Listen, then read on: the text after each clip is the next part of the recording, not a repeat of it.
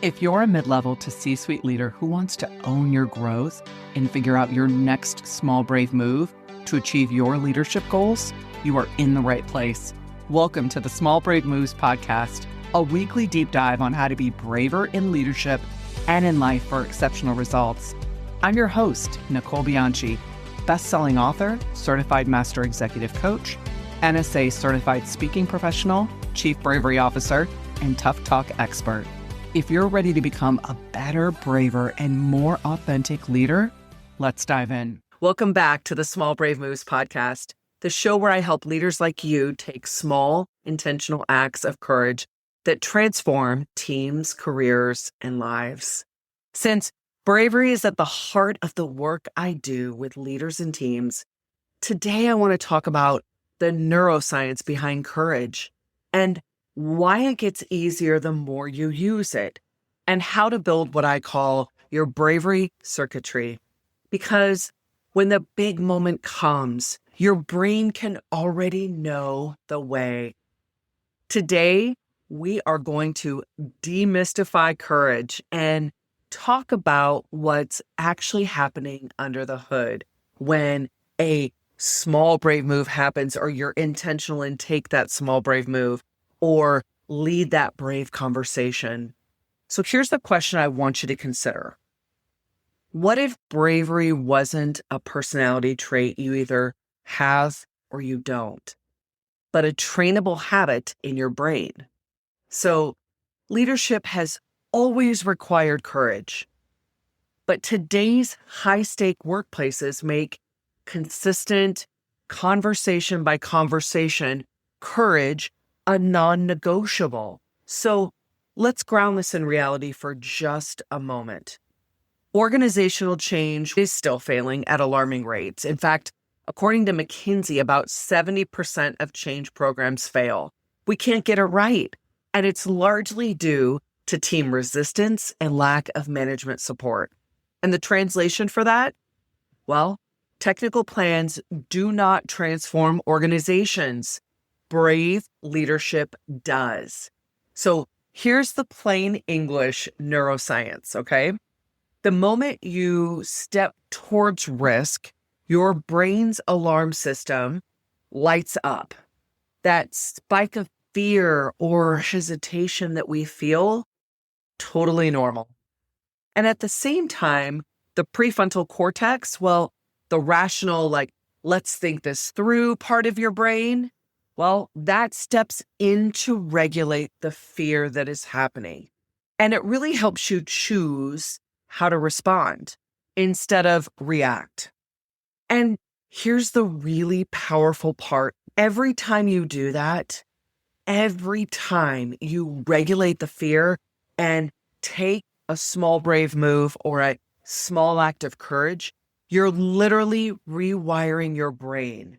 And neuroscientists call this neuroplasticity. So the repetition strengthens the neural pathways between fear and regulation. I love this part. And the more you practice bravery, well, the easier it becomes to access it again. This is exactly why I created the Small Brave Moves Journal. I wanted leaders to have a tool that doesn't just inspire.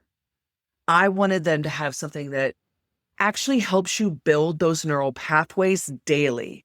So this isn't a reflection for reflection's sake. Think of it as reps. It's reps, it's practice, it's training your brain to choose courage on purpose.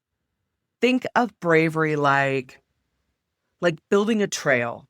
The first time you step on it through the brush, it's slow, it might feel a little uncomfortable, but with repetition, that trail becomes a path for you, then a road, then a reflex. So you're not erasing fear. You're actually creating this is safe enough, I can handle it beliefs that compete with the old ones that you have. So let's make this real with a few examples. Let's take a mid-level leader who challenges an outdated process in a team meeting that is strengthening the same neural circuits. They'll need later when recommending a strategic pivot to executives. Or let's take a senior leader who practices saying, I don't know, but let's figure it out together. They're training their brain and the brain of their team to embrace uncertainty, which becomes critical during any transformation. Or let's take a C-suite executive who chooses to have an honest one-on-one about performance instead of postponing it, and is preparing their brain for the tougher organization-wide conversations ahead. Well, none of these moments look headline-worthy, but they're rewiring the brain for something bigger. And these are exactly the kind of moments that leaders capture inside the Small Brave Moves journal. Small decisions that, when practiced consistently, change how we show up. So Brave doesn't live in big speeches. It lives in those habits. And when risk ends well, when you speak up and something improves and that dopamine releases in your brain, that's your mind saying, that felt good. Do that again. In simple terms, the more you practice bravery, the easier it becomes. This matters because the big moments we see every day, the reorganizations, the advocacy, the big cultural conversations, feel far less overwhelming when your brain is already trained to choose courage over fear. So here's the challenge for you this week. I want you to identify one small situation where your instinct is to stay quiet, delay, maybe even avoid, and that's your opportunity. So maybe that move is giving feedback where you've been holding back. Maybe it's a vulnerable question. Maybe it's simply saying, I don't know, we'll figure it out together. Whatever it is, I want you to remember this. You're not just leading, you're training your brain. And when the stakes are higher, your brain and your team will thank you for this. So if this episode resonated and you want a tangible way to practice this daily, the Small Brave Moves Journal is available now on Amazon. It is a 90-day courage practice built for leaders and humans who just want to be braver in leadership and in life, more consistently, not perfect, just consistently.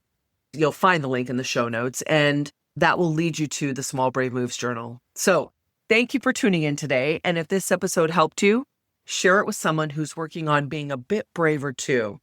And until next time, keep showing up, keep speaking up, and keep making your series of small brave moves. You've got this.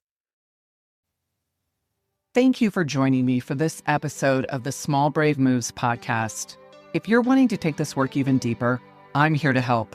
From engaging in inspirational keynote speeches to transformational coaching and workshops for leaders and teams, page-turning books, online courses, and enlightening leadership development retreats.